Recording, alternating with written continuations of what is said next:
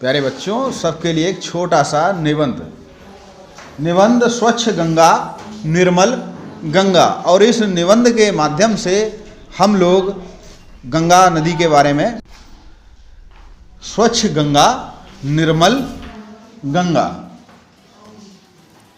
गंगा नदी एक पवित्र नदी है जिसे हिंदू देवी की तरह यानी कि माँ बोलते हैं, एवं सभी भारतीय, फिर वो चाहे हिंदू हो, मुसलमान हो, सिख हो, ईसाई हो, इसका आदर और सम्मान करते हैं।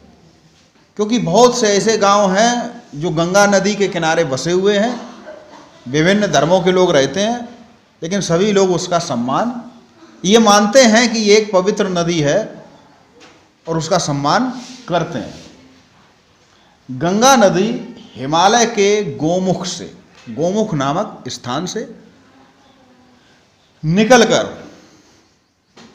हम लोग जानते हैं कि जब मैदानी क्षेत्र में आती तो सबसे पहले हरिद्वार पर ही गंगा नदी पदार्पण करती है, मैदानी क्षेत्रों में, और बहते हुए 5 राज्यों में बहती हुई बंगाल की खाड़ी में गिरकर,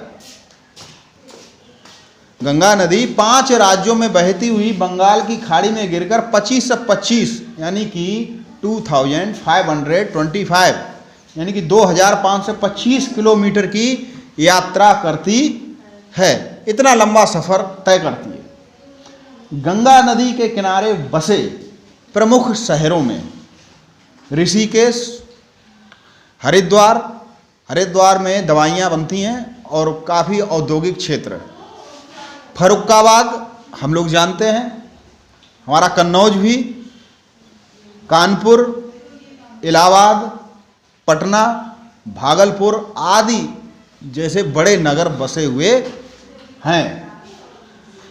इसकी प्रमुख सहायक नदियों में जो इसमें मिलती हैं, यमुना, गंगा, यमुना, सरस्वती, ये संगम इलाहाबाद में मिलती हैं, तीनों का मिलन होता है। तो सहायक नदियों में यमुना, रामगंगा और घाघरा, ये प्रमुख सहायक नदियां हैं। गंगा एक 12मासी नदी है जो वर्ष भर सदा जल से भरी रहती, सदा नीरा, वर्ष भर पानी इसमें रहता है।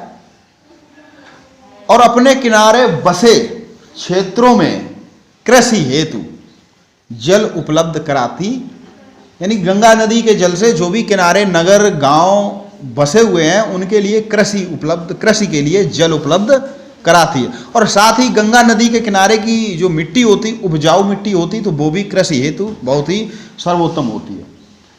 माना जाता है कि गंगा नदी को पृथ्वी पर राजा भागीरथ अपने पुरखों को तारने के लिए, उनकी मुक्ति के लिए अपने अथक प्रयास के बाद लाए थे।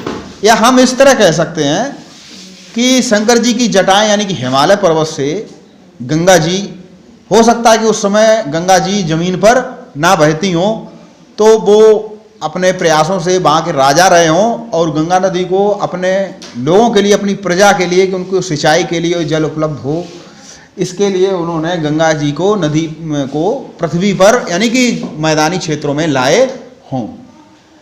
गंगा नदी जीवनदायिनी, जीवन प्रदान करती है, क्योंकि इसके अंदर बहुत से जलीय जीव, डॉल्फिन जिसे, जो हमारा जलीय जीव, राष्ट्रीय जलीय जीव डॉल्फिन, वो भी गंगा नदी में ही पाया जाता है। तो गंगा नदी जीवनदायिनी होते हुए कछुए, मछलियाँ काफ़ी पलती हैं, हम लोगों के लिए भी जीवनदायिनी है।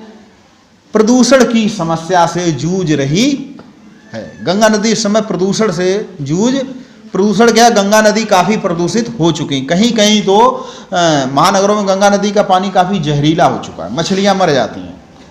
इसका कारण है कि मृत जीवों का विसर्जन, मरे हुए जीवों का भी वहाँ विसर्जन कर दिया जाता है, और साथ ही कारखाने जो हैं उनके गंदे नाले सीधे तौर पर गंगा नदी में खोल दिए जाते हैं। लेकिन अब एनजीटी, नेशनल ग्रीन ट्रिब्यूनल जो है, उसने और सरकार ने मिलकर ये निश्चय किया है कि कोई भी सीवर लाइन या कारखाने का कोई भी गंदा नाला बिना परिशोधित किए हुए, साफ किए हुए, उसको उसमें नहीं छोड़ा जाएगा। और अब सरकार इसके लिए जन जागरूक कार्यक्रम, विद्यार्थियों के बीच कार्यक्रम, लोगों के बीच ये संदेश दे रही है कि हमें गंगा को स्वच्छ रखना है। स्वच्छ गंगा निर्मल गंगा। तो हम सब मिलकर ये प्रयास करेंगे कि नदी को, गंगा नदी को हम स्वच्छ बनाएंगे।